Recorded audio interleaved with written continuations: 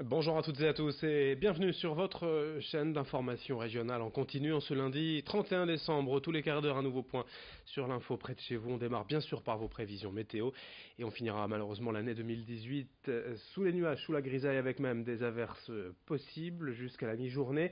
Les nuages se maintiendront aujourd'hui en ce lundi sans espoir d'amélioration. Les températures malgré tout restent au-dessus des normales de saison avec 9 degrés partout du littoral à la métropole lilloise. Les prévisions météo complètes bien sûr juste après ce journal. À la une, tout d'abord, en cette dernière journée de l'année, nous avons compilé en 2 minutes quelques-uns des nombreux changements légaux mis en œuvre demain, avec le 1er janvier comme toujours. Il faut s'attendre à pas mal d'évolutions institutionnelles. Le résumé donc en 2 minutes avec Xavier Silly en plateau. Et oui, augmentation du SMIC, baisse de la CSG, heures supplémentaires défiscalisées. Les annonces d'Emmanuel Macron suite au mouvement des Gilets jaunes cachent d'autres grands changements qui vous attendent en 2019. Place d'abord à l'emploi, bien sûr. Le SMIC horaire passe en janvier de 9,88 € à 13,03 € brut. Pour un salarié à 35 heures au SMIC, eh bien la hausse sera ainsi de 16 € net avec un salaire au final qui sera de 1204 €. Place aux retraites dites de base, leur pension sera revalorisée de 0,3% en 2019, un chiffre qui ne permet pas de pallier l'inflation. Cela concerne en tout cas aussi certains régimes complémentaires ainsi que les pensions d'invalidité. On vous parle également de la formation. Le compte personnel de formation sera désormais alimenté en euros et non plus en heures. Ce sera à hauteur de 500 € par an et de 800 € pour les personnes peu qualifiées ou encore en situation de handicap. Autre changement pour 2019 concernant l'énergie et cette bonne nouvelle, l'année 2019 va voir la baisse des tarifs réglementés du gaz de près de 2%. Le chèque énergie qui lui aide les familles les plus défavorisées sera augmenté pour sa part de 50 €. Côté écologie, avis aux jardiniers amateurs, les pesticides de synthèse seront interdits aux particuliers. Si vous en possédez, vous pouvez les amener en filière de recyclage spécialisée pour un retraitement. Et pour terminer, eh bien la consommation, pour aider les agriculteurs, les promotions sur les produits alimentaires dans la distribution ne pourront pas excéder 34% du prix de vente. Fini donc les 1 acheté, 1 gratuit.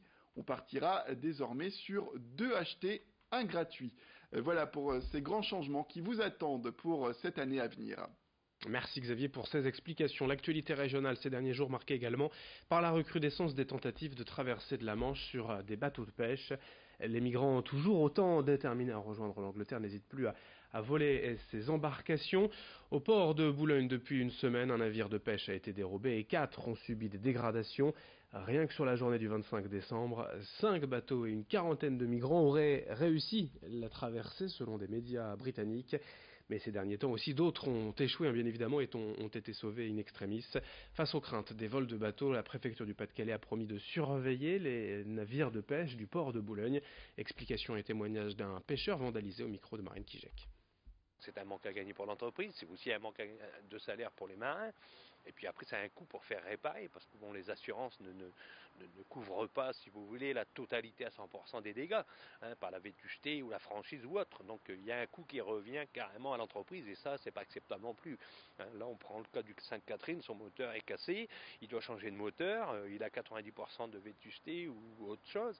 Il peut pas aujourd'hui, lui, investir, parce qu'un moteur comme ça, avec la main-d'œuvre, il y en a pour 60-70 000 €, et il en serait de 50 000 € de sa poche, et ça, c'est pas possible. Là, il y a vraiment importance pour que l'État regarde de son côté comment on peut éviter cela. Et on enchaîne avec toute autre chose. En ce 31 décembre, l'actualité, c'est aussi, et bien sûr, le réveillon du Nouvel An. Ce soir, l'occasion de faire un bon repas, de sortir avec des amis pour faire la fête et pourquoi pas de se déguiser. Dans les boutiques spécialisées, il y a toute l'offre nécessaire. Après Halloween et des tenues inspirées de films d'horreur, la Saint-Sylvestre, c'est plutôt strass et paillettes, avec toujours l'indémodable disco en tête d'affiche. Exemple chez Megafête, ici à Tourcoing, les clients apprécient de pouvoir louer le costume pour la soirée, pour des raisons de budget bien évidemment, et parce que cela permet aussi de varier les plaisirs, de changer chaque année. Quelles sont donc les tendances de ce réveillon en 2019 ? Explication au micro de Xavier Silly. quand on est une soirée costumée pour le 31, il ne faut pas manquer des accessoires déjà bling bling parce qu'on vend des accessoires qui font très bling bling, qui peuvent être associés autant avec des tenues disco qu'avec d'autres sortes de tenues, et les lunettes aussi. Les lunettes disco, les perruques aussi colorées, on en vend diverses, dans diverses couleurs, donc ça c'est vraiment l'immanquable et l'indémodable. Dans le reste de cette édition, nous vous proposons le portrait d'un jeune aventurier de la région. Paul-Émile n'a que 10 ans, mais en fin de semaine, il va participer en Norvège à une course de chiens de traîneau avec son père. Habitué de ces courses, le papa Thibaut Brancard est ce que l'on appelle un musher, un pilote d'attelage, celui qui conduit le traîneau. Il possède chez lui à Lambersart 4 chiens qu'il entraîne régulièrement, les autres sont chez un ami dans les Alpes. Pour cette course parents-enfants, ce samedi, 12 chiens sont nécessaires. La plupart sont d'ailleurs déjà là-bas avec Thibaut pour s'entraîner. Paul-Émile et sa maman vont bientôt les rejoindre en Norvège pour cette course programmée donc ce samedi 5 janvier. Explication du garçon, 10 ans et déjà prêt pour l'aventure, au micro de Lucille-Berthe Constant.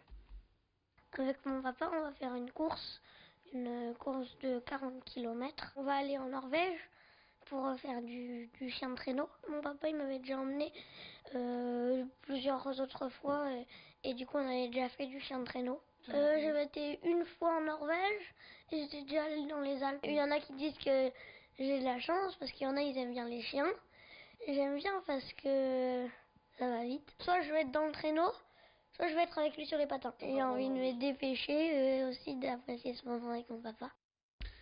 Quelques mots de vos prévisions météo pour terminer. On terminera l'année 2018 sous la grisaille, les nuages et les averses. Des températures heureusement plutôt douces, en tout cas supérieures au normal de saison. 9 degrés du littoral à la métropole lilloise, mais côté ciel, aucun espoir, aucune chance de voir le soleil et le ciel bleu aujourd'hui. Et demain, d'ailleurs, pour ce mardi 1er janvier, la situation devrait être identique. Des nuages, bref, en ce début de semaine. On en reparle dans un instant. Très bonne journée à toutes et à tous en notre compagnie.